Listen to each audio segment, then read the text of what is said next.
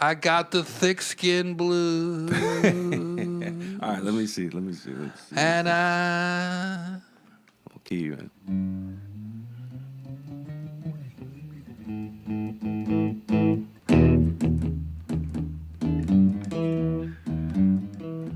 Damn. I'm in New York. Talking the talk. I'm doing the podcast. Full tank of gas. Uh-huh. I got Cousin Ed and Gary too. I got the thick skin blues. Having a drink. My armpits stink. Hey. I'm feeling so good, I'm in the hood, I don't want it to end. I got the thick skin blues.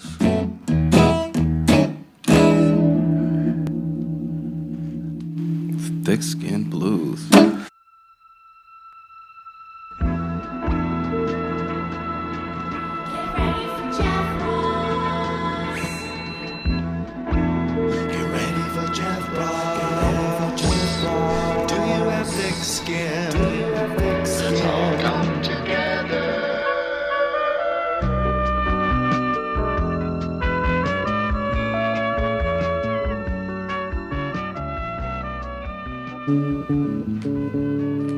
Mind if I get some levels?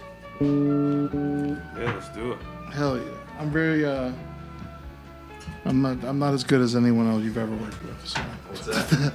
I'll probably be the worst sound man you ever worked with. I doubt it. So you just been hanging out at the cellar? Yeah.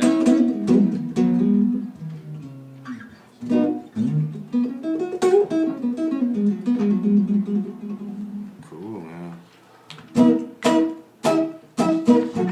How long you in town for? I'll leave tomorrow. We go to Boston. Oh yeah? Yeah. Hold it might feel good. What's that? If you can hold it if you want. Yeah. If it relaxes you, it would me. Yeah, I mean, this is kind of what I do. You know? I always, it always makes me, it's always strange, like, I'm a comedian, and if I show up somewhere and they give me, like, a radio mic, I'm like, don't you know, like, you know, it's like giving a guest the wrong food if they're a vegetarian and giving them a steak. Right. Gary Clark Jr. is coming to my house, there's going to be a guitar. It's like... Yeah. It's like, you know, inviting Stevie Wonder over and, you know, there's a staircase and no, you know, I don't know what, I guess he can walk, but I mean, there's no braille on the elevator. It makes it a little bit easier. I don't think I'm making this metaphor work exactly. I got you, man. I got you. I play guitar like, my friends call me Gary Fart Jr. Damn. I've been playing bad guitar since I'm 17. Well, what do you mean by that, though? Like in my shows, sometimes I'll bang out a very rudimentary song. Like I have a few funny songs I'll do. Sure. But I can't play with other musicians really because I can't keep time, and I stop every couple just to do jokes in between the lyrics. So I just sort of bang it out. It's like, imagine if Woody Guthrie was playing a private party in the Catskills. That's like my. That's kind of like my take on guitar playing. That's cool though. My friends call me Eric Clapton. Yeah, I've heard that one. Somebody once told me I'm guitarded. I've heard that. Yeah, so Pretty good. Cheers. cheers to you, bud. Thanks for having me by. Congrats on an amazing show last night. Welcome to Thick Skin with Jeff Ross. I always say life is hard. We're getting through it together. Sure. I had the privilege of seeing 87% of the Gary Clark Jr. show last night at the Beacon Theater here in New York. 87%. I had to go to my friend's band downtown. Oh, okay. That makes sense. I was like, 87%? Where were you? I know, like I hate missing an entrance, and it haunted me, but I had to be a good friend of my friends. Understandable. Shout out to Original Peaches. Cool.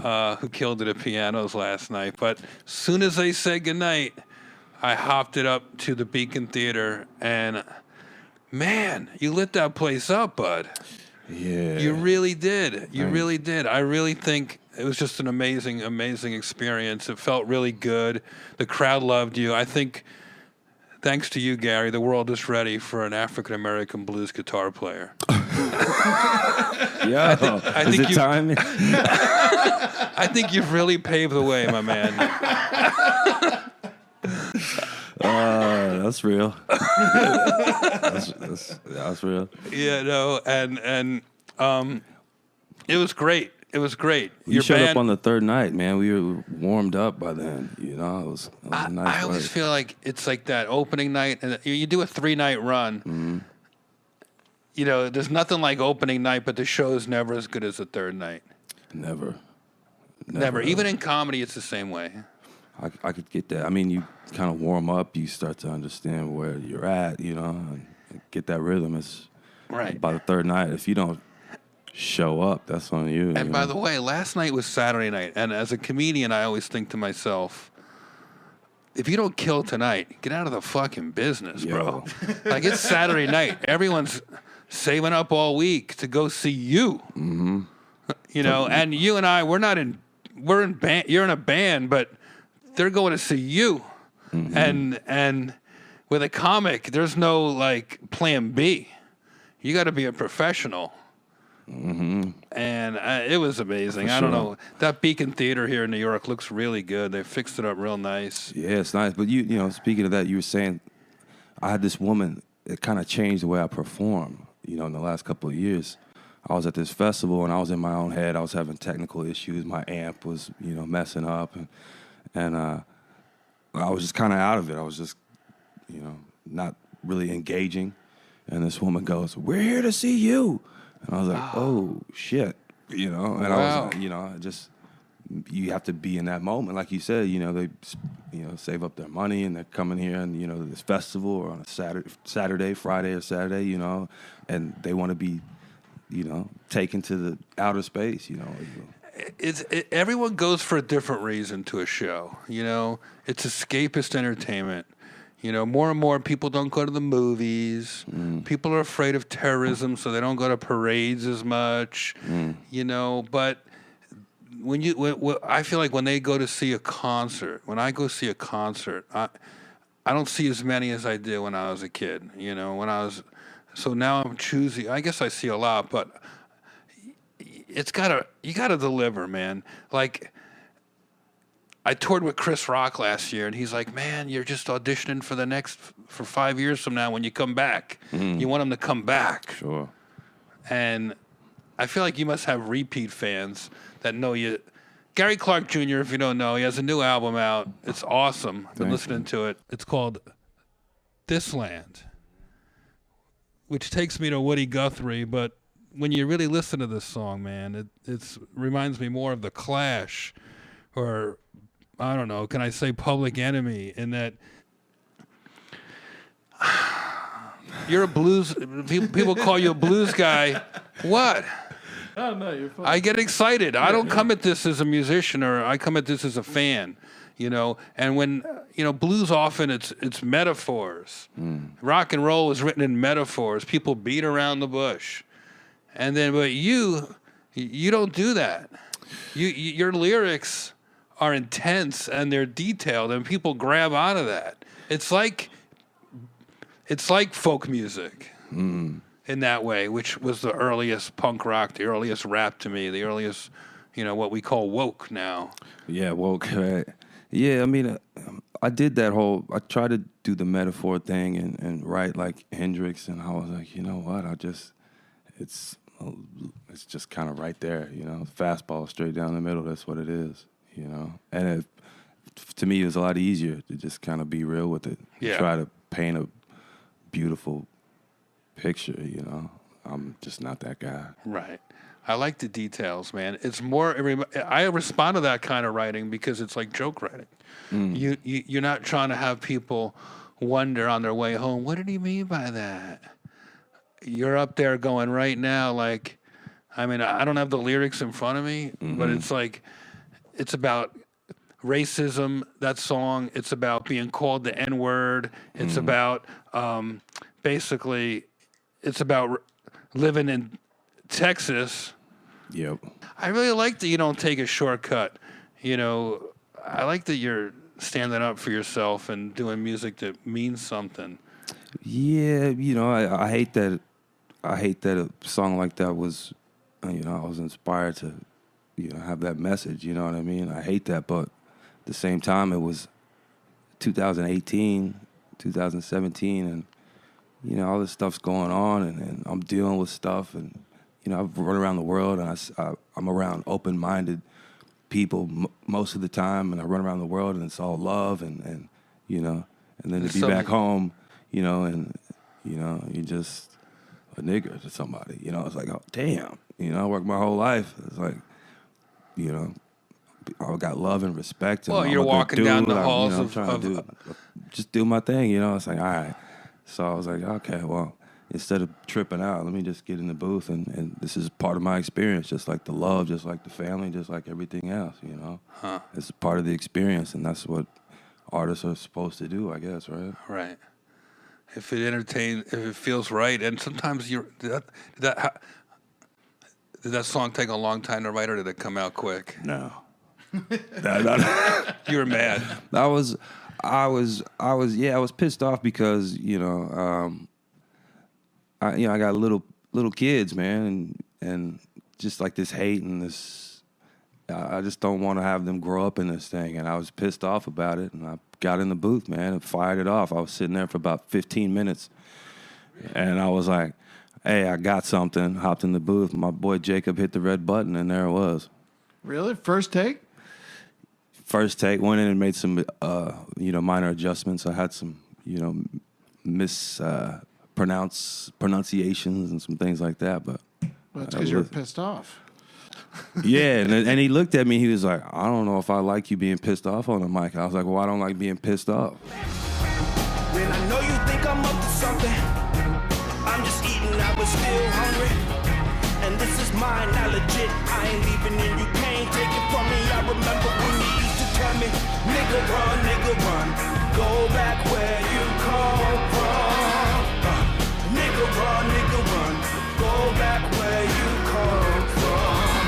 We don't want your kind. We think you's a dog. Fuck you, I'm America's son. This is where I come from. Stop. You know, protest blues. Maybe you're onto something, because this podcast is about getting through life, being able to take the hits, you know, having thick skin, developing thick skin, and the blues for most people, for me, is a way to like feel better. You know, it's like it's the Rodney Dangerfield of music. No respect. I'm gonna scream to the moon until I get some respect. Howling. Yeah. You know? But then, I don't know, you're doing something else. I don't know if it's because you're hitting a certain point in your life. You know, that song in particular, and I saw you playing on Sound Out Live too, which, I don't know, it sets you apart as the song being about something. And I think that, I don't know, I commend you for it. I appreciate it. And it's also got like I don't know if it's a reggae or a hip hop strain too. So I'm like, man, this guy is like trying stuff that he could easily dismiss as I'm trying too hard. And I go, no, man, I relate to this, Gary, because I do the roasts. Sure. And the roast for a long time, when I first started doing it, was like saying the blues, in that it's like traditional. Some people would say it's antiquated. Some people would say it's old-fashioned. But I love that, putting on a tux, going in there and working it out with Milton Berle and Buddy Hackett. Like, to me, that's like the equivalent of you playing with, you know, Eric Clapton or B.B. King or something like that, or playing over a record or whatever, like whatever blues guys do. Sure.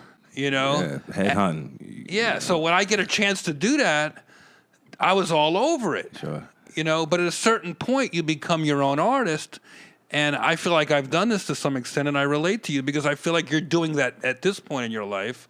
I guess you're like been at this a long time, but this is only your third album, you know? And I go, well, here's a guy who's like making it, it's the same but original. You know, like you look at the roots of something, the roots of my comedy are traditional. You know, people would go like, oh, you're from a different time. I used to hate that. Right. People try to compliment me and go, oh, man, if you were around in the 50s or the 60s when they were doing the Dean Martin show, I was like, fuck you. I'm around now. Yeah. I'm right here. I'm right the fuck here, man. You know, just because. So I don't know.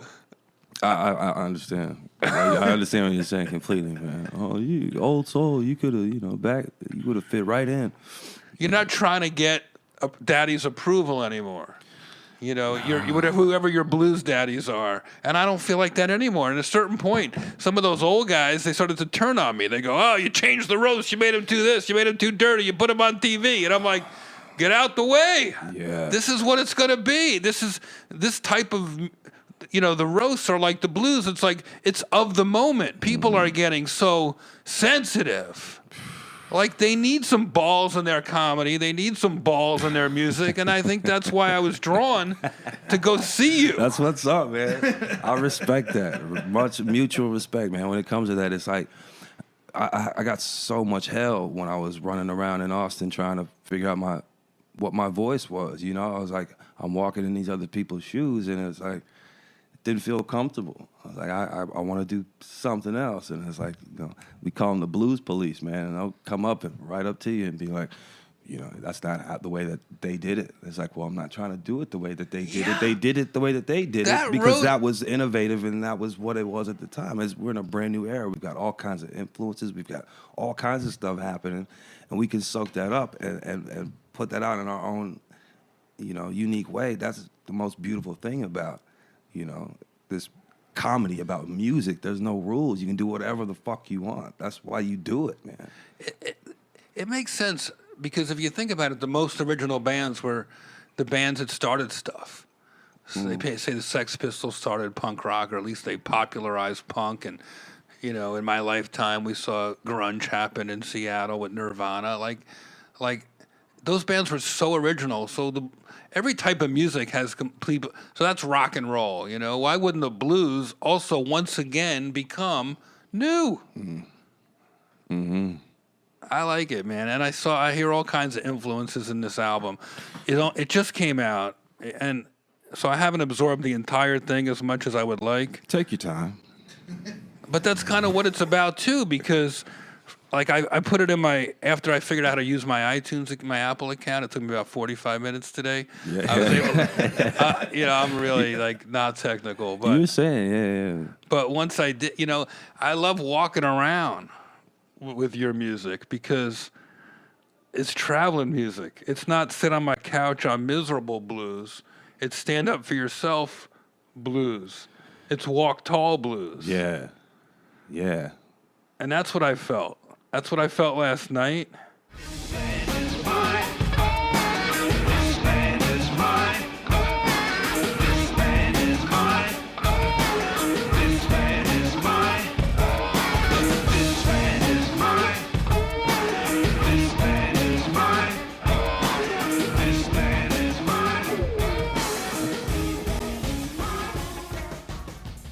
Let me ask you something. Have you ever played a musical festival and your hat flew off in the wind? I always worry about that. Whenever I see you perform, I'm like... That's what you think about? Because I wear fedoras on stage, but I'm almost always inside. And then I saw you last night. I was like, oh, I'm going to ask him about that hat. I like that hat. Yeah. Because I wear a lot of fedoras. Yeah, I have a whole hat closet in my L.A. house. No, I see you, man. Yeah, I'm fedorable. I see you. Respect. So I go, you know, you must make a decision before you walk out the trailer. You go, big brim, this could blow away. Better wear a cap tonight. And the road manager's like, I don't know, man. Be a lot of photographers might want to wear the fedora. Yeah. You're like, I don't know. If it starts raining, I'll ruin it. And Yeah. like, how much time? Once the band's ready, you're tuned up, the crowd's ready. How much time? At what point do you decide which brim goes on? Yo, I had a moment at Coachella, this was, they have it 2 weekends or whatever. And the first weekend I show up and, I'm fly. I got my brand new thing on it. People have called it the, a Jed Clampett. Yeah. But I thought it was fly anyway. But it was raining and it was windy and it flew off in that set. And I just had to reshape it and just, my hair was in no shape. I wasn't ready to be out there. And so I was like, all right, you got to consider the conditions. You got to consider the climate, the, temperature, all of it. If it's hot, cold. It's true. So I think about it every day. Ed, remember when we were in Texas by the Mexican border fence? I had that hat on, even it was like the lightest hat I ever wore, and I was still sweating so much, like the hat was slipping down my face. Do you have any travel hat advice for Jeff? Because I've seen him just jam it in his suitcase. I've ruined many a hat. But are they? Well, I feel silly doing this, but I roll around with like a hat case. No, yeah. I respect that. Take care of your shit. And I've got these beautiful hats by, shout out Nick Fouquet. He's in Santa Monica. Yeah. I've heard about this guy, but I haven't met him. But I've heard that name a couple cool times. Cool dude, great, lids. That's awesome. Do you tell him what you want, or does he go, this is good for you? Well, my wife, she hooks me up. She's got me like 2 special ones. Those are the ones that I'm rotating with now on this tour, So I got 2 of them, and it was a gifted thing. I don't want to ruin them. They're super nice. Yeah. So I just roll around with the case. I put it in my, hat box. I put it up in the storage. Right. I got the next album cover, bro. I got it. What's that?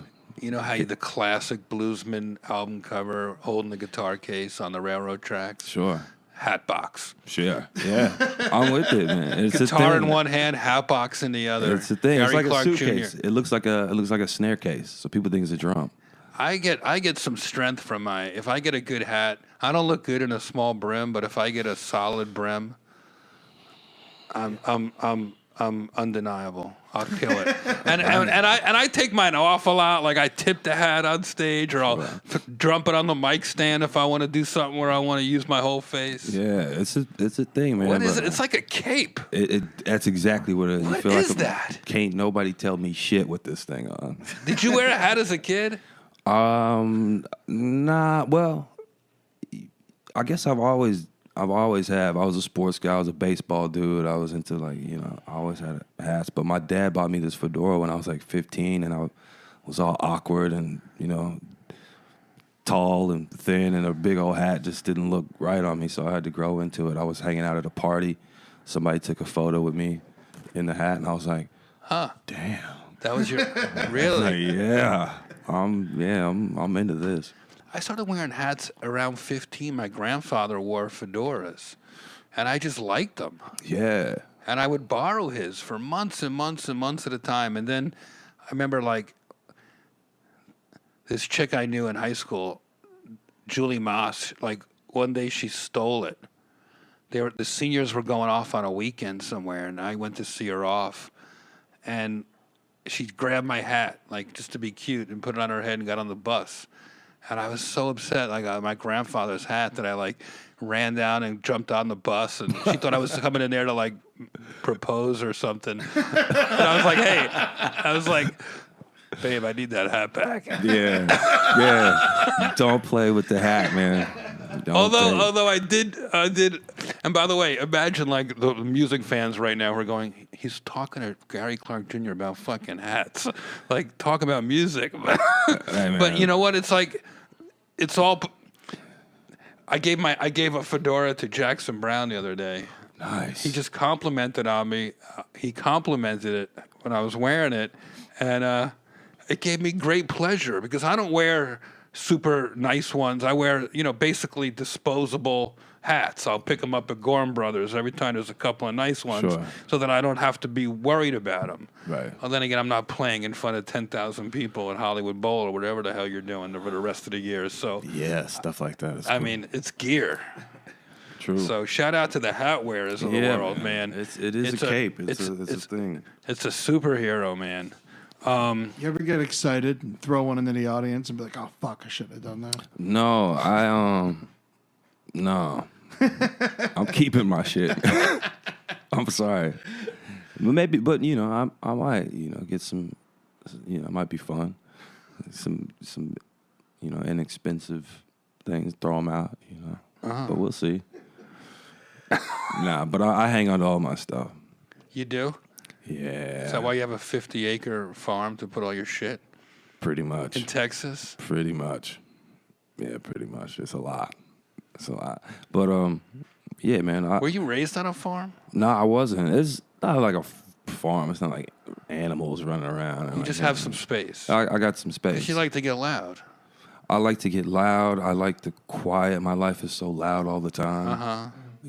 And I just... What's the farthest, when you have a 50-acre ranch, how far out the door can you go without putting on pants? So you're like, I'm a little far from the house.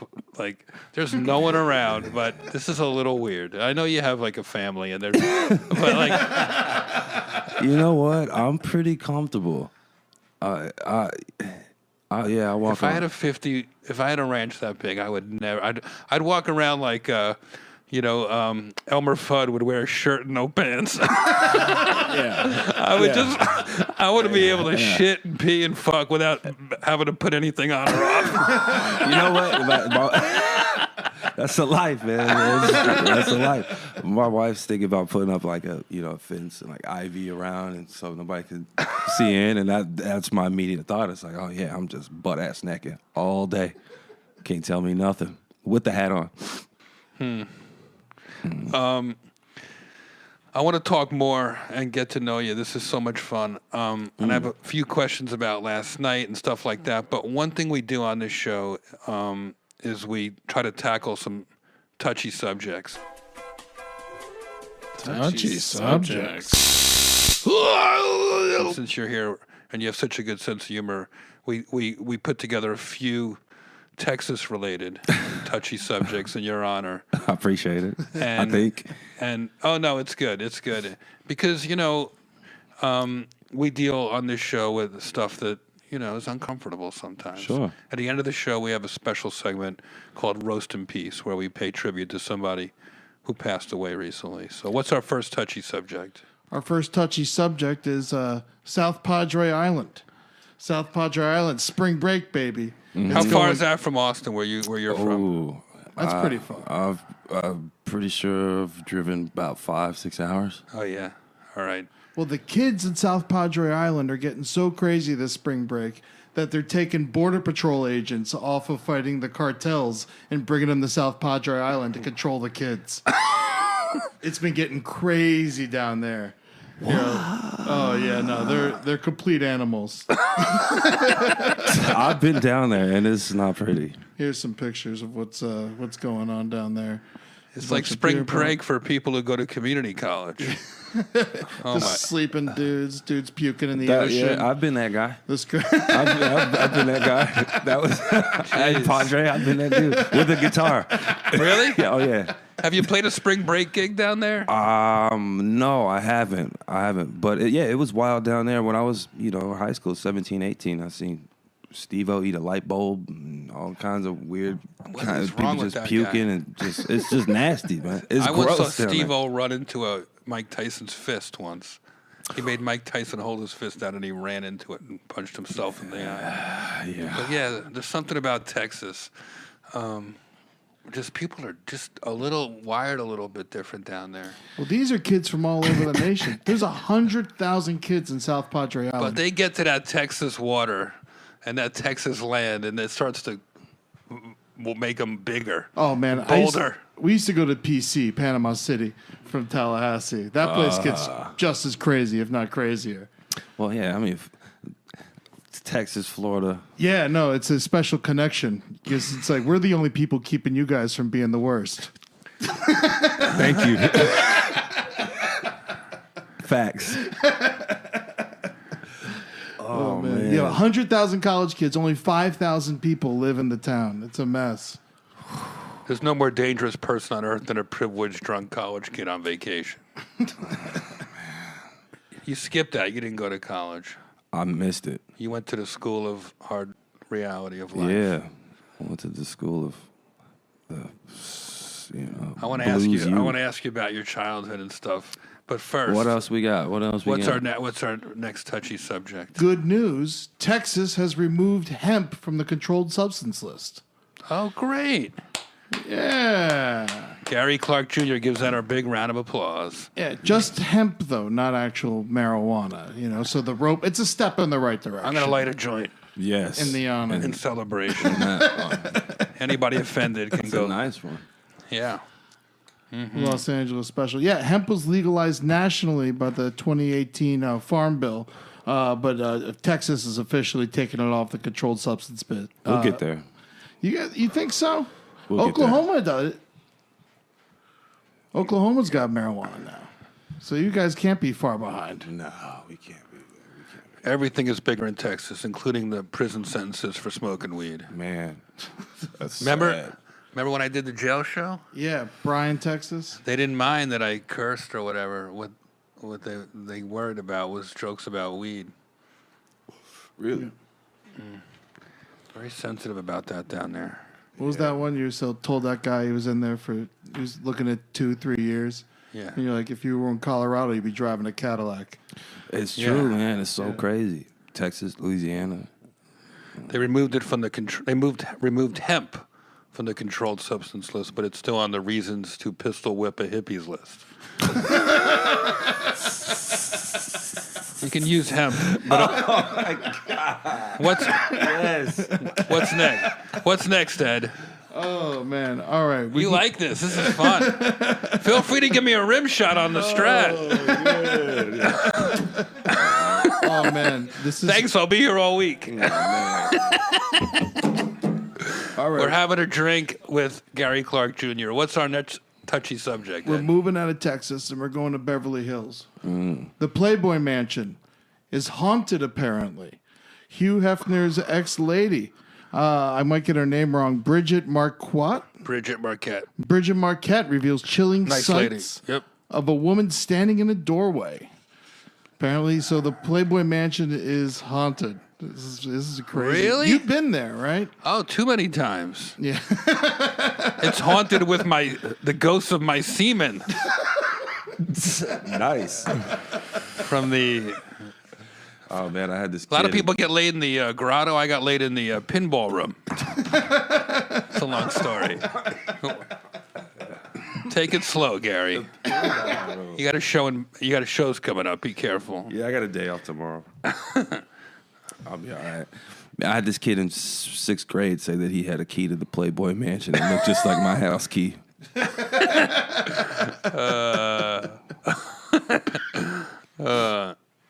That's a shame. I thought all bunnies go to heaven. What is the ghost? You think the ghost got to keep her fake tits in the afterlife? I don't know if this story scares me or excites me, Ed.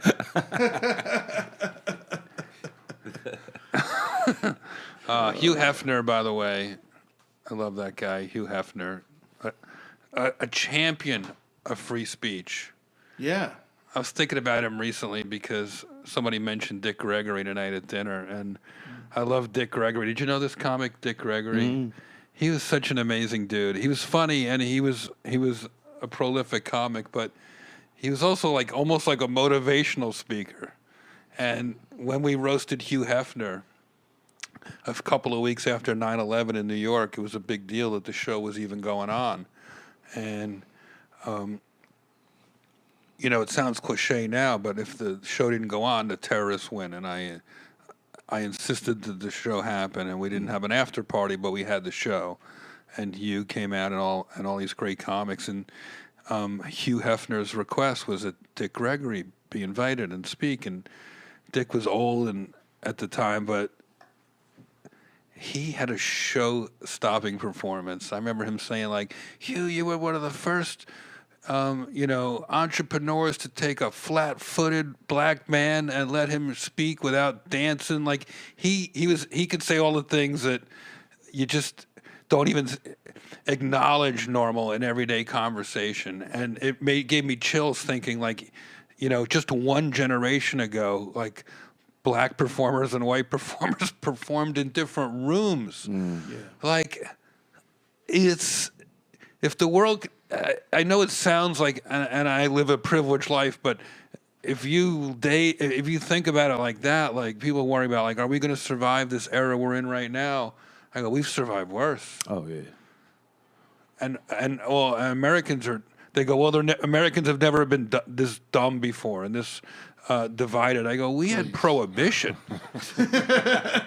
Slavery's one thing. That was something.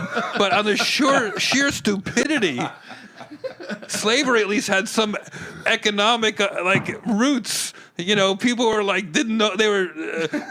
But who wants to get rid of prohibition? Oh, man. That's like when Trump wants to ban the Muslims. I'm like, you know how much the laser hair removal business would suffer in America?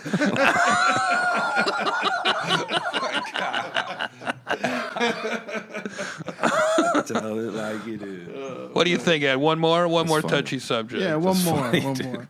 We're going to go into the music world. It was announced this week that Michael Jackson is going to stay in the Rock and Roll Hall of Fame. Oh my goodness. He's not going anywhere. They want him in. Can you separate the man from the music? I mean, there's a lot of people in there that have done things that are questionable. Rock and roll's always been dirty. I mean, I tried to watch the Michael Jackson documentary, but I just kept getting an erection. I mean, I just got too. It was too painful to watch. I can't. I mean, talk about. That was too sad. I don't know. You know what? I can't listen to Michael Jackson without stuff coming back. Yeah. Like I do think about. Oh, it's a little creepy, but then I don't know. I think I'll probably piss somebody off for this, but I do think we should. I don't know. I'm not up for like canceling people. I think it's like, you know, I don't know. The world evolves, and I can separate the music, and you know, my grandfather didn't think white people and Asian people should date. That doesn't mean I take down all his pictures from the family photo album. You know, and I'm not trying to trivialize victims of sexual abuse or anything dark. Yeah. Certainly not, but I don't know. I got lots of good memories of this music, and to suddenly go, that wasn't a good time. I mean, I think it's separatable. Yeah. I mean, there's Jerry Lee Lewis, you know. Yeah, Great Balls of Fire. I mean, these guys were telling everybody they were fucking. like, I mean, it wasn't even like, it was like the press. Everyone knew everything, just no one talked about it. Yeah. We're in a more enlightened world now where we talk about it, and now people are safer. Mm-hmm. Women are safer. Children are safer. Everyone's safer because, you know, not everyone's safe. Obviously, there's still all kinds of crazy shit going on. You know.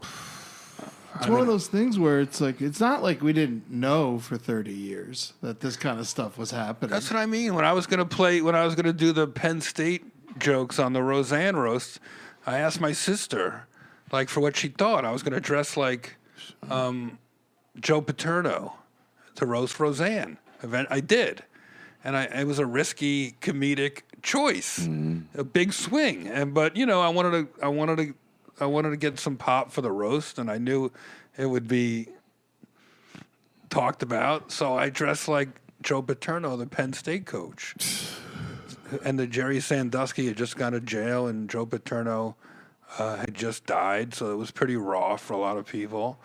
But, you know, these guys, you know, Jerry Sandusky was the Michael Jackson of sports. He created a camp. Like, it was really... Yeah, I mean... It was so diabolical. Crazy. It's like... So he wrote a book called Touched. Yeah, he was being. He did. Yeah. Yeah, and he wasn't talking like it was. He was like, he was. So yeah, I wanted to remind people and shine a light on stuff that is ugly and we don't want to talk about. This is a touchy subject of them all. Mm-hmm. And my sister said, "Well, Do you remember any of this ever happening to anybody? You know, any weird molestation when we were kids? Do you remember anybody, any of our school friends? Do you remember anything ever at Hebrew school or regular school or camp? And I said, not one. No, I can't remember anything like that. And she goes, because nobody talked about it. Interesting. Yeah. Wow. And she's a school teacher. She's a special ed teacher, my sister Robin. So this is all I have is my way of talking about it. Yeah. I see Gary Clark doing that on his music now. Not every song. Like, I like to party, you know, like, I don't want all my comedy to be that sharp. I just want to have fun sometimes, but I think this is the voice we have, and we have to use it. You know, back in the day, people would say, don't pick a side, you know, a record label and TV network would tell a comic, you know, stay down the middle, you don't want to piss off, but Sure. yeah. Sure. I admire you, Gary, for doing what you're doing because Appreciate it. I don't know. Michael Jackson. It's sad. He's going to be taken off of everything. You know, when that's happened before with people, I've been like, yeah. But Michael Jackson, to me, that was like my first concert. It's tough. I went to, I'm like, are you telling me I can't moonwalk anymore? that'd be funny if I said that. You telling me I can't moonwalk anymore? That's how he used to get out. I'm moonwalking, motherfuckers. Yeah, go for it. That's how he used to get out of the room. Yeah, like if Michael did have to go to trial, you know, he would have been like, not guilty, and then moonwalk right out the back of the fucking courthouse. Judge, I'm gonna beat it. I'm a smooth criminal. Man, you know, yeah, you know, and plus, like, these guys, if they're dead, I don't see what. If they're dead, then the only one benefiting financially from their music is Offspring and publishing companies that had nothing to do with it. So why shouldn't good music be remembered and celebrated? This is not a statue looking at you with a Confederate general. That's different. That should come down. I bought 2 on eBay. I got a great deal. They're in my they're in my backyard. Next time you come over, you got to see. Yeah, they're great. We take funny pictures with them. They're great. I'm taller than They're huge. Nice. Yeah. Ulysses S. Grant sitting in an outhouse. They're all custom designed. He was on the good side. Uh-oh. Thanks, Ed. You're a great producer. You saved me on that one.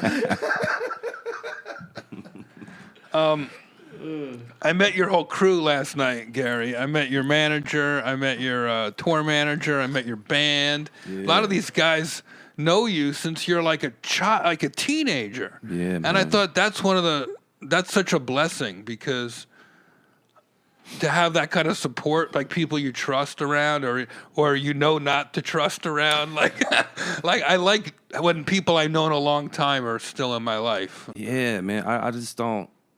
It doesn't.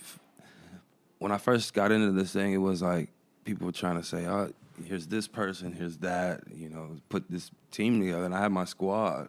You know what I mean? It's like the guy in my band plays guitar with me. We've known each other since high school. You know, one of my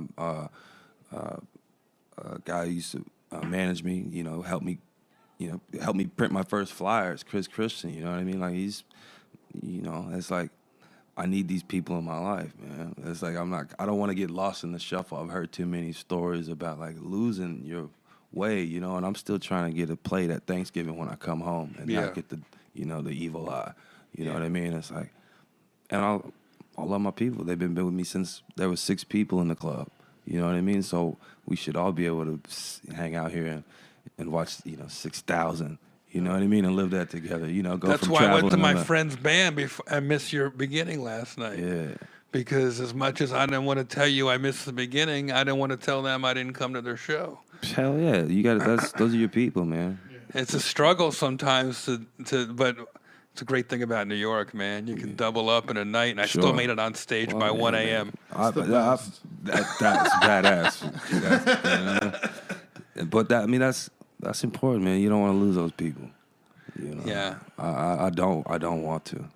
The people who started listening to this podcast, Ed, are the people that we know the longest in my life, in your life, you know. Yeah. Like it really, you know, this is a hobby that we do. You know, we're in my apartment right now in New York City. We usually do it from my house in California. And Super dope, by the way. you know, usually this is almost always just friends and family.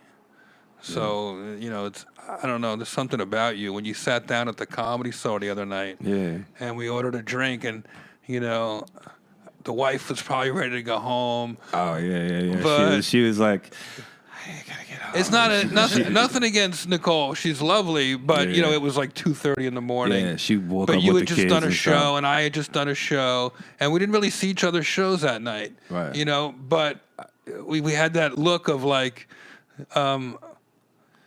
what's next? Yeah. You know, you have a song like that. Yeah, I don't want to go home yet. Yeah, can't sleep, got to get into something. Yeah, You can't know, sleep, got to get into something.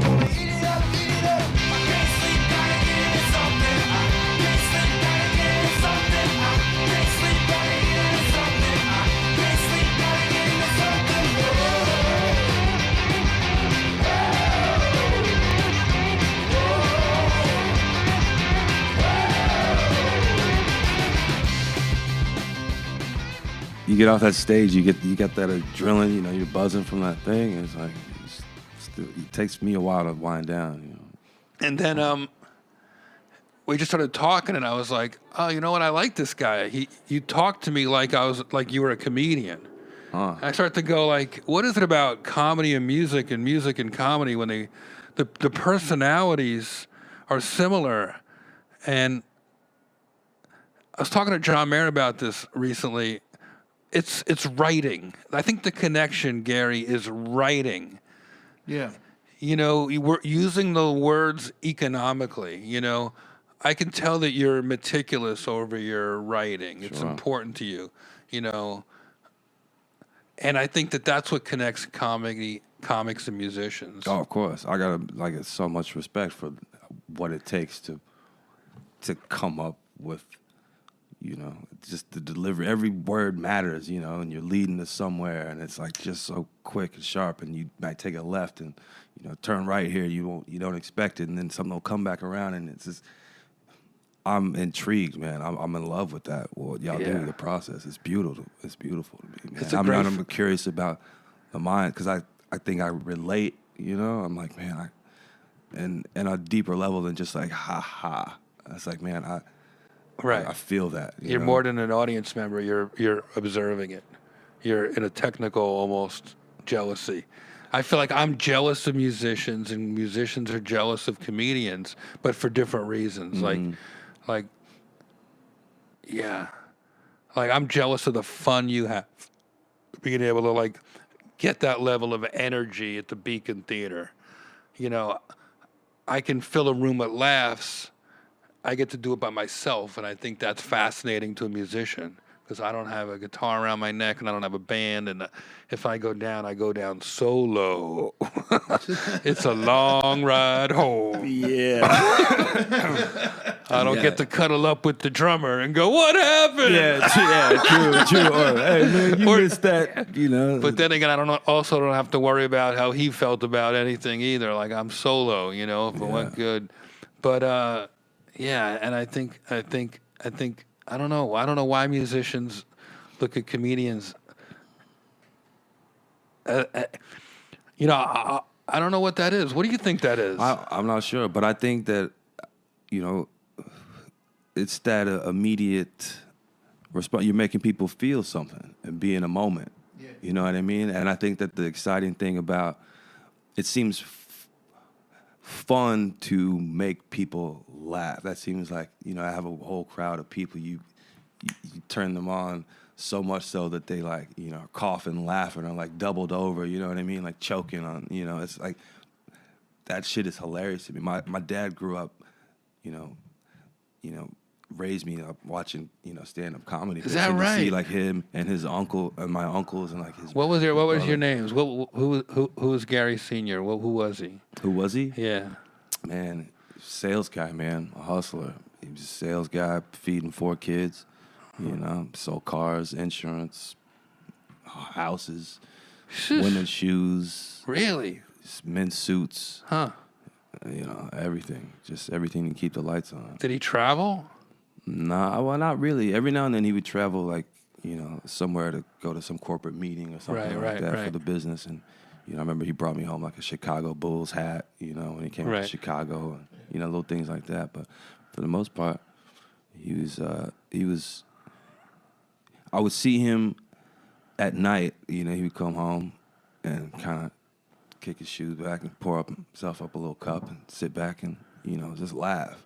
And I always liked to, you know, I know he worked hard, and to see him like get those chuckles, you know, that made me feel good for him. You know what I mean? It's like working like a long day. I was like, man, that's something, you know, to have somebody be dead tired and then like switch them on and change their mood and stuff. So that to me is what intrigues me. How, you know, people forget that and they just they're in it. He had a spark. Yeah. Where's he now? He's at home in Texas, but he follows me everywhere. He's got no kids in the house. He's out here like he's 18 again, man. He's out here. I get texts like from people all the time. People like taking selfies with my dad. He's out at the club. And, yeah, he's living his best Now life. I'm really jealous of you because nothing would make my dad, if he was around, happier than to be around like everything I'm doing. Yeah, I think about that all the time. Yeah. You know. Yeah.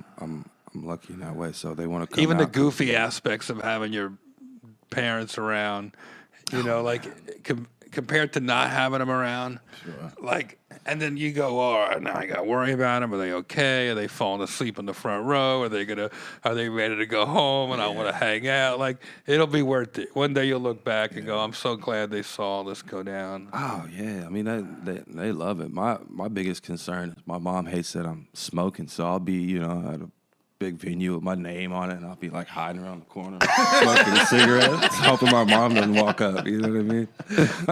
What's her name? Sandy Clark. A beautiful mama, yeah. So where'd the blues come in? Or where guitar playing? Like, what? Everybody was doing other kinds of music. Maybe not in Austin, but... Yeah, well, yeah, I thought I was going to be like an R&B singer. I thought I was going to be on tour opening for like Boys to Men or NSYNC. Really? Yeah, me and my buddy Robbie, he wanted to put this group together called Young Soul. And so we were doing like R&B stuff. The girls loved this guy, man. Really? Like junior high, loved him. He would open his mouth, start singing, you know. Really? And they would just, ah. And so he needed somebody to sing harmonies with him. So he chose me. And so we had this group. So you would sing those high parts? Yeah, we had this whole thing. I don't know how you did that falsetto all night 12. last night. Oh. Even now? Yeah.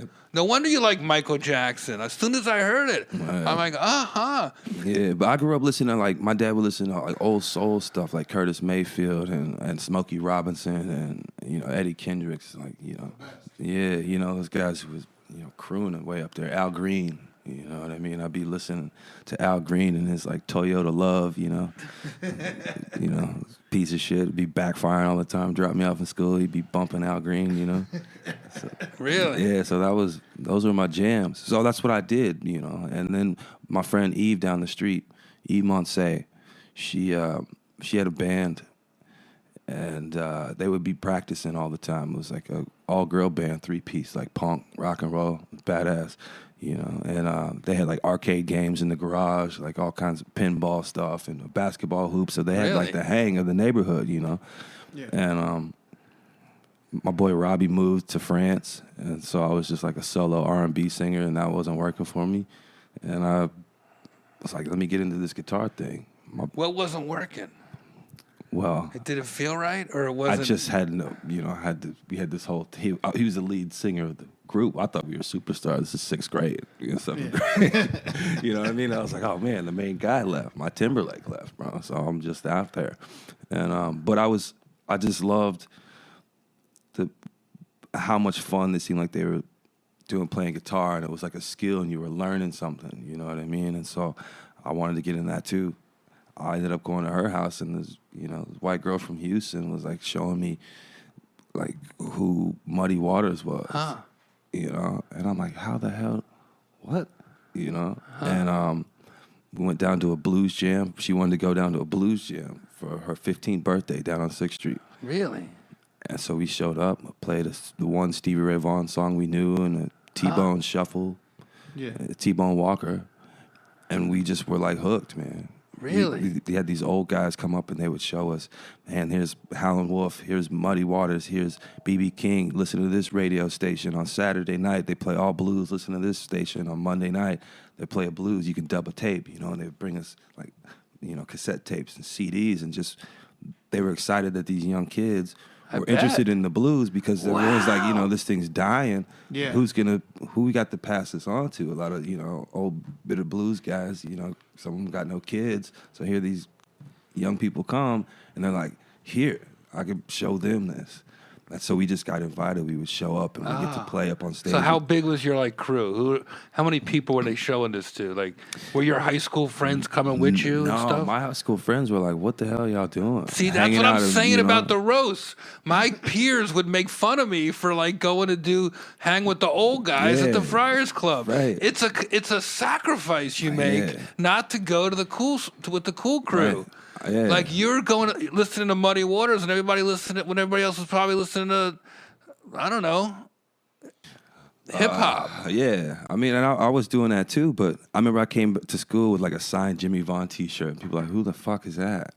And I was like, "Man, Jimmy Vaughn is one of the baddest guitar players on the planet walking right now." You know, and it's like referencing what you said earlier. I remember this black kid, Joseph, he came up to me at basketball practice. He was like, why you play the blues? He's like, black people don't play the blues. I was like, Did you hit him? no, I was just like, I was confused. I was like, I can't believe you just said that to me. Do you know what though?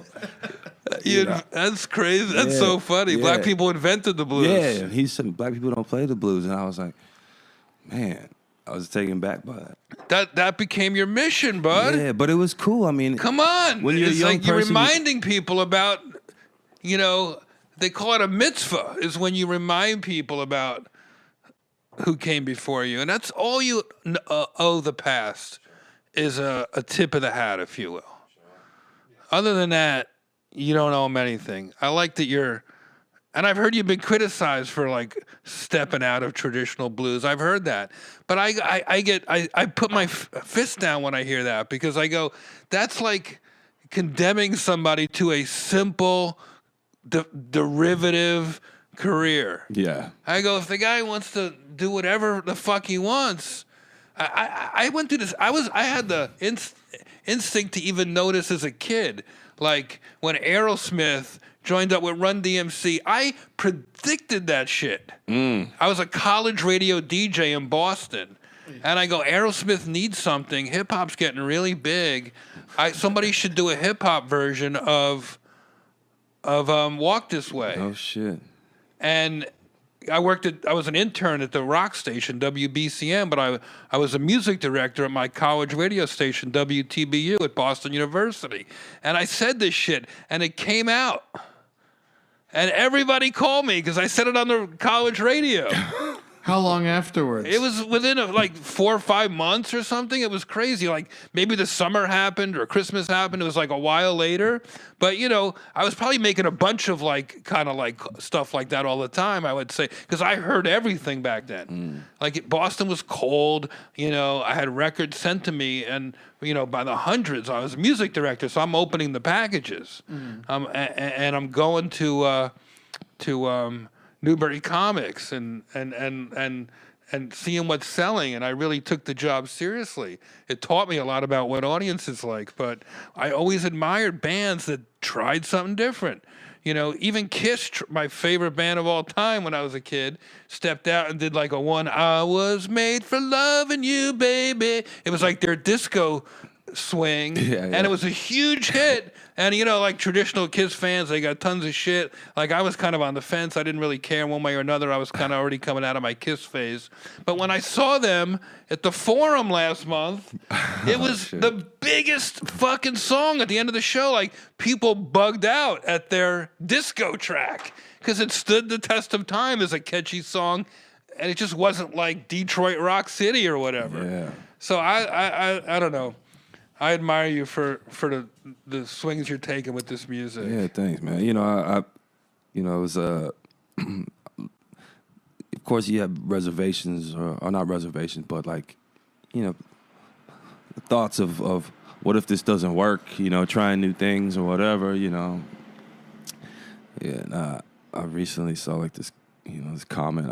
I've been more into my comments and like what people have to say about this album than anything, because it is kind of a risk. And, yeah, so I think that's a mistake. Well, I saw not the album being Just a gotta be risk, careful. but I did look when you said you were coming over today. I was like, what does he tweet about? And I see that you like tweeted some hater. yeah. And this is, let me just give you some advice, All right. sir. All right, let's go. You are too good for that. Second piece of advice: let that motherfucker. He was criticizing the lead track of this song is called This This Land. It's yeah. about how you bought 50-acre horse ranch down in Texas, and your neighbor questioned whether you were the owner or not. I mean, That was a small part. I'm not gonna make that like a major. I understand inspiration, but it's just something I read. And if somebody calls you out or implies that you're racist or any less than anyone else, whatever, you get hate, even if it's just. First of all, did you bother to look at that guy's account? It had one follower and three people. Like, it's a fake. It's nobody. It's one person that's probably a girlfriend from 5th grade who just hates you. Second of all, by commenting, you're letting that person know that you saw them. You really want to get them back? Let them float in the ocean in obscurity and never know that you even saw it. Yeah, but also I thought about this too, and I was like, well, you know, I've never taken a stance on record like this or said something. So, you know, to put something out there and hide behind it, you know what I mean? I was like, I'll talk to some people, and I've, you know, had some conversations. I was like, I'll engage and see what's up. You know, I've had you know, exchanged messages with people who were showing love and people who were showing hate, and I was just like, hey, I'm not trying to show any sort of, I'm not trying to come at anybody. I'm just speaking from my perspective, and you know, unfortunately, this is a part of my life, and I'm expressing this and how I feel, and I'm, you know, I'm sorry you have an issue with that, but I'm not sorry. This is what it is. It was at the end of the day, and I just didn't want to, you know, it was a lot of negative stuff and a lot of mixed stuff. I just didn't want to hide back and be like, I'm not gonna, you know, say a couple of things about it and just address it like, hey, I'm here. I understand that I've kind of tossed some shit out here. You know, I'll stand up for it. You know? I see. So it gave you an opportunity to express yourself, yeah, take a stand. Yeah, and some people, I respect that. Some people were upset that. about it, and some people, you know, we ended up having some, you know, going from not seeing eye to eye and there being some sort of anger to like, hey man, I'll buy you a beer, and that's kind of what the whole song is about. You know, it's like you see past your differences. It's like we're all here. That's like, it's cool. I like that. We're cool. You know, That's cool. we can see past this. We can work it out. Have a conversation like some grown people, and you know, we can cheers it up at the end of the day. Shake hands. Have a good one. That comes up at the last part of the song, which this person obviously didn't hear. The song essentially is a hopeful song. Yeah, it's an optimistic look, even though it's, you know, it's raw. Yeah, sure.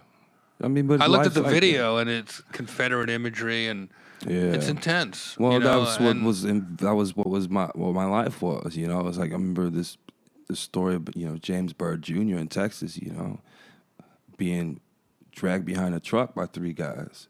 You know, and like decapitated for being black. It was like scary. I'm a teenager, you know, being confronted with Confederate flags and people calling me out of my name, you know, as a kid. These are images that I saw.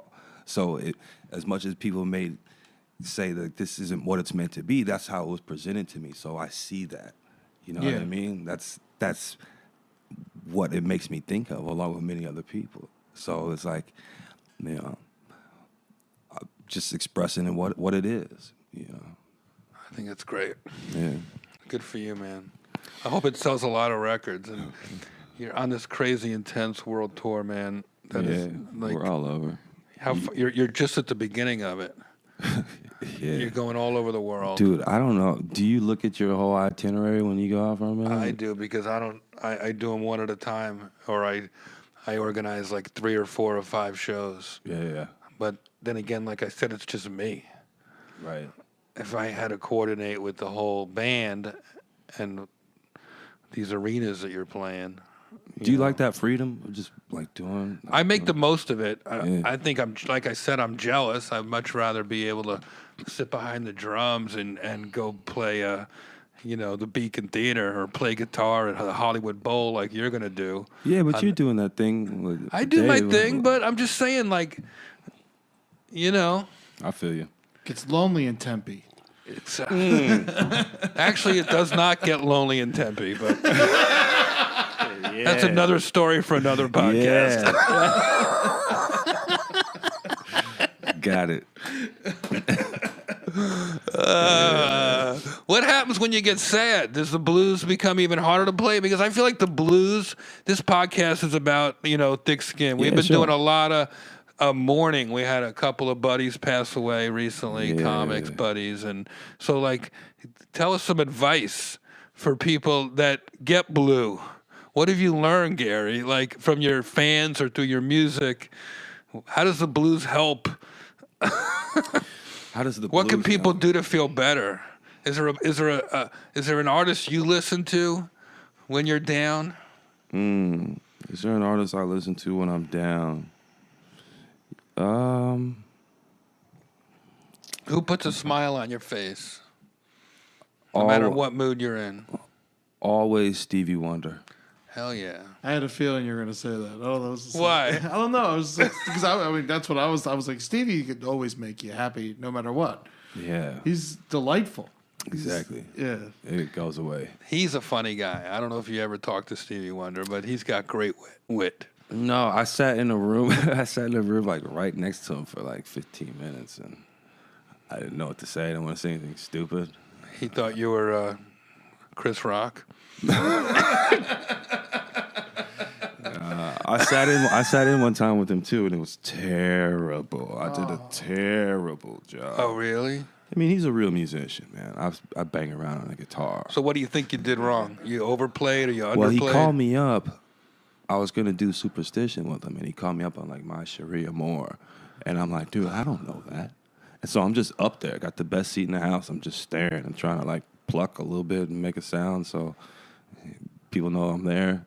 You can't. And Nah. you think he made a mistake, or you think he was? No, I think he was testing me. I think he was being a my badass and God. testing Where me. was it? This was in New Orleans, like for like a Super Bowl. Oh my God! Like thousands of people, like a beer sponsorship. Oh, It's Gary. like a big deal. Yeah. Oh, Gary. Yeah. See, man. This You know is, he hears everything too. Oh yeah. Well, he called me out in rehearsal. He was like, "That you're playing a 13th and should be an 11th or something." And I'm like, I don't know what that is, but okay. I'm just gonna play the mute button on that one. Hold on a second. You rehearsed one song and he brought you up on another? Yeah. What? Yeah. I told you he's funny. Yeah. Wow. Yeah, man. I was like, my whole world fell apart up there. Did he call somebody else up on Superstition? No, he kept me up there. Oh, so you did I that. was defeated by that. Oh, so you did that too? Yeah, I did that too. I see. I was sweating. So you redeemed nervous. yourself on the second song. No, you played Superstition I was first. shook, man. I was shook. I forgot what we did in rehearsal. I was shook. My mom. I think this gave you thick skin, my man. Yeah, I definitely think this did. prepared you for rock stardom. Well, you know what? If you can mess up a moment like that, and you can wake up and do it again with a smile on your Yes. face, you know what I mean? Hey, it's all good. I hear that, man. You know? That really prepared you. That is, there's nothing. That's Stevie Wonder is he is my higher ground. He is so good. Yeah. I saw him play a bunch of times, man. I saw him at Bonnaroo one summer, man. He just closed Bonnaroo right after Jay-Z. Man, it was so amazing.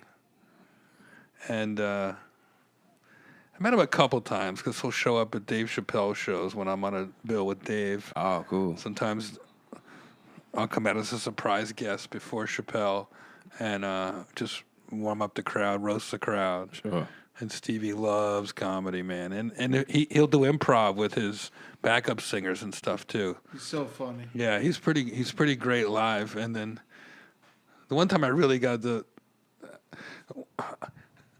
John Legend and Chrissy Teigen invited me over for Halloween one year. I show up dressed as Freddie Mercury. I mean, I really look ridiculous. And this dude walks in the party, and everybody's like looking at him, and he looks great. He's full on Colin Kaepernick, fro, Kaepernick jersey, sunglasses, best Halloween costume, super cool Halloween costume. He's on the couch, everyone's around him, and cleats, sock, just badass Colin Kaepernick, just talk of the party kind of costume. And I didn't know who it was, and I walked by and I got my food in my hand from the buffet, and just to be funny, I took a knee while I was eating, and everyone laughed except the guy dressed like Colin Kaepernick who just fucking stared at me. I was like, all right, well, I guess that tough crowd, and I get up to walk around, and somebody pulls on my jacket and pulls me back and says, Stevie wants to say hi.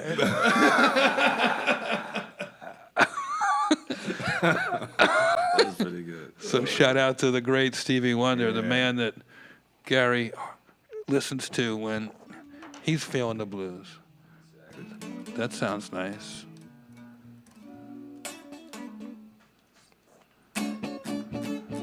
You can play something? Yeah, that'd be great, man. Is it loud enough?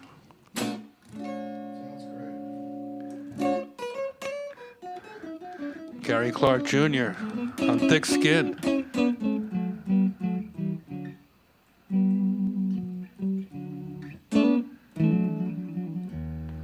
Oh, man. How's my strat? I saw you do something last night I cannot remember seeing a headliner do in a long time. What's that? Tune their own guitar on stage. I thought that was so badass. Normally they run out another guitar, you can barely keep track, but you just took the time, you settled in, and you made it right. Well, I hate when they bring out a different guitar every song. yeah, it used to make me nervous, that downtime when it was quiet. Yeah. And you know what? You just gotta take that moment and make yourself as comfortable as you could be and prepare yourself for the next thing, and just be comfortable in that. You know what I mean? Just own it. Like, I'm doing my thing. Hold up for a second. It's a little bit like when a comedian stops to take a drink of water. I'm always like, man, how do I make this interesting? Mm-hmm. And maybe you just don't. Everybody needs a rest. Maybe they need one too. Maybe they're taking a sip of their drink. Right. Maybe they're recalibrating their head for the next song. Exactly. So, Exactly. what do you feel like playing? What a treat. Let me see. You're the first person to play this guitar Well, I appreciate it. after me. And all I do is bang around. What's your go-to? I play one song. It's Squeeze Box by The Who. Eddie Vedder taught it to me. Nice. We were wasted in Hawaii. That sounds like a perfect moment. It was a great night. It was a great night. Is that thing tunable? It's tunable. She's a little fresh. She needs a little working, a little TLC. Ooh.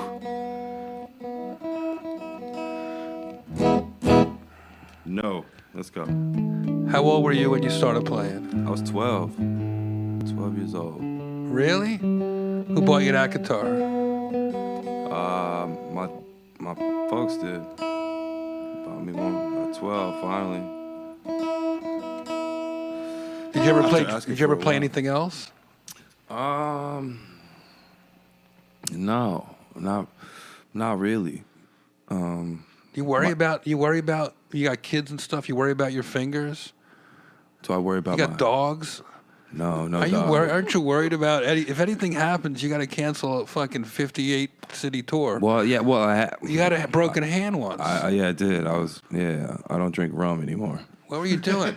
I'm just being Jerking off a rhino? How did you break your hand? You're fucking Gary Clark Jr. You can't be breaking your hand. No, I was just being stupid.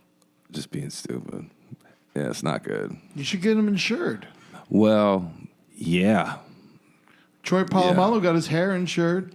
For real? Yeah. Hair? Yeah, his hair, his beautiful long hair. He got it insured. Wow. Insure your hands, man. I know, we're good. We're good on that. But I was out for a minute, you know. I'm doing some makeup dates right now to this day. Yeah. What's the furthest away you're going? The furthest away, Australia. Yeah, I'm going to Australia. Australian crowds are amazing. They're great. Yeah, I love going over there. I got the thick skin blues. All right, let me see. And I... Kii, man.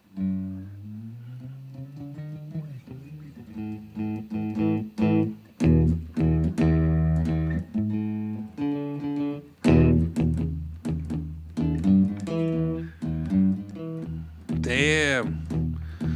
I'm in New York. Talking the talk. I'm doing the podcast. Full tank of gas. Uh-huh.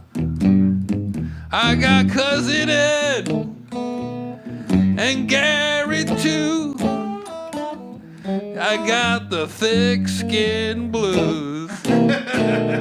Having a drink. My armpits stink. Hey. I'm feeling so good, I'm in the hood, I don't want it to end.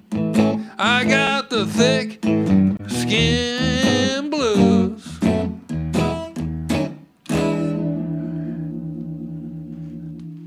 Thick skin blues. I like it, man.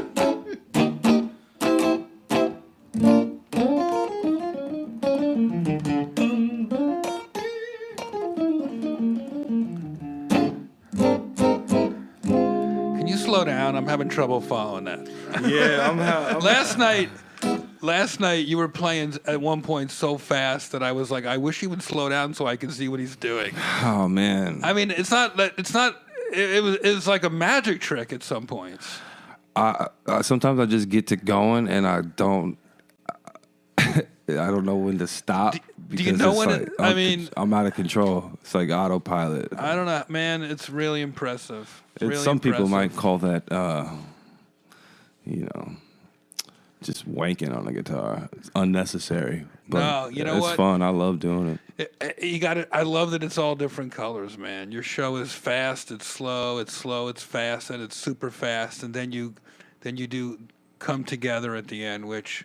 I really think the Beatles should sue you for ruining their classic song, but yeah, well, hey, it was a big hit, I know, but dude.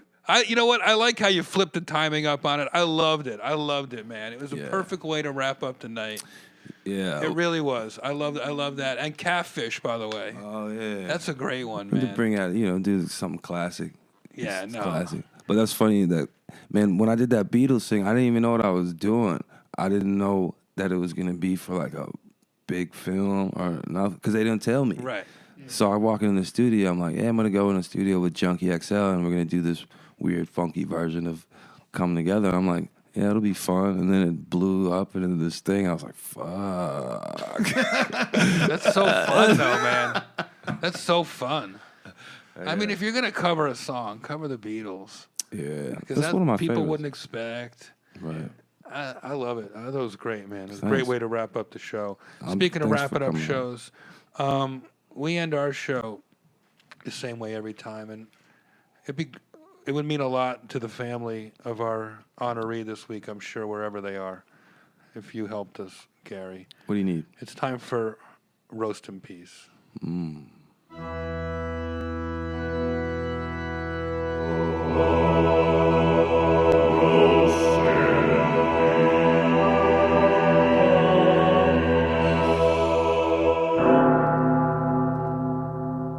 Ed. All right.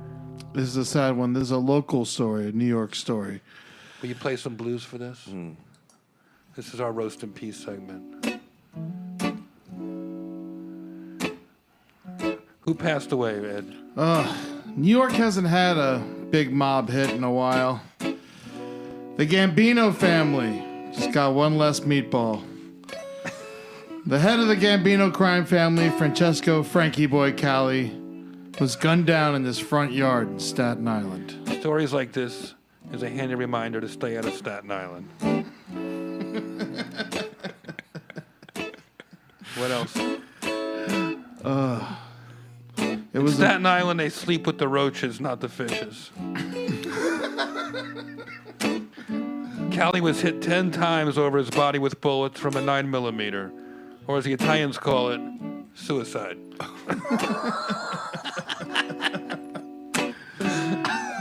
I can't play it, dude. It's good. No, it's good. It's good. This is therapy. This is how we get through life, Gary. Now the only acting boss around here is Bruce Springsteen. If Frankie Boy Gambino is dead, who is stirring the sauce? Lots of hoodlums are upset their boss is dead, and that's just the cops. Hey. All right. Francisco Frankie Boy Cali, rest in Pasa Fazul.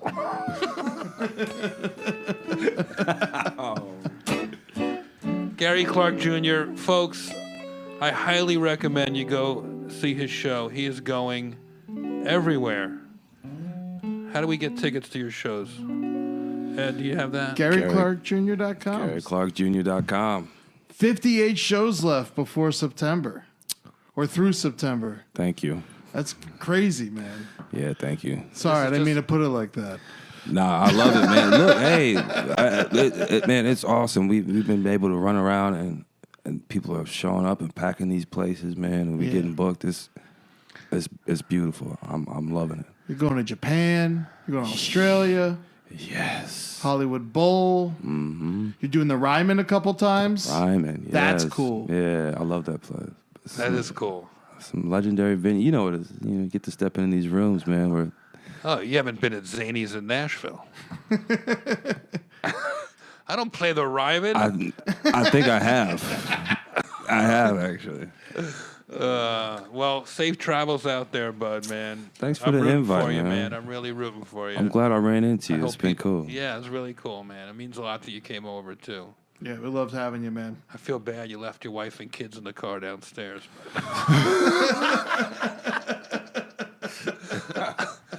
I left him the keys and a bottle of liquor. We're doing Clusterfest. We're doing Roast Battle June 21st. Have you ever been to Roast Battle? You would love it, man. I never have. Every Tuesday at the Comedy Store. I love it. Yeah. Next time you're in town, you definitely got to come check it out. It's about as raw as comedy gets.